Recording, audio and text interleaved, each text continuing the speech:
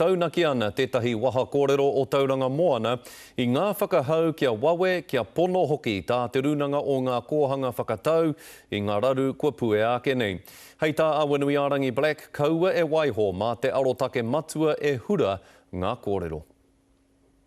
He māngai iwi anō e inoi ana, kia hurai nei te runanga o ngā kohanga reo, ngā kōrero katoa. Kei rite ki te ahi rarauwhe ka tere kakā, ne? Ka tere kakā, ka ti pai ki atu me tīnei I nāia tonu nei. Koia tā Black whai muri I te māiatanga o ngā whakapae rawe ke pūtea hou, ko uhia ki runga ki te pātaka ohanga, te ringa pakihi, a te runanga matua. Pēnā kāre he take ki te pupuri I ngā kōrero, tēnā, tukuna. Ne? Kia whiti e te rā, kia puhi e te hau, kia rongongia e ngā taringa.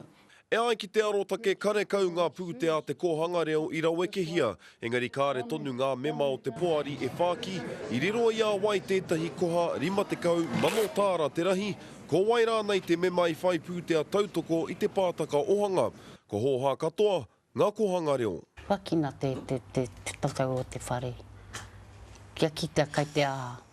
Ko tata te kotahi tau mai te raru nui I wehe ai te toihau o mua a Toki Black, a āpiti atu koe nei raru, e pēhi ana I ngā ringarehe nei. Pita wētahi, I rito I ngā kōhana. Ko koe kua hua aranirua nā whakaaro ki te kaupapa. Nani, whakatikahia kia hua ko te kaupapa. Ahua pērāna, wetahi o ngā kōhanga reo. Kua rangirua, ne? Wetahi o ngā whānau, me tuku mai rānei, ki te kōhanga reo, me hari rānei ki wāhike.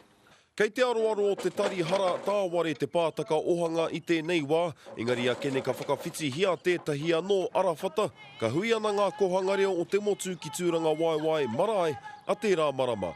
Kere am right, te karere.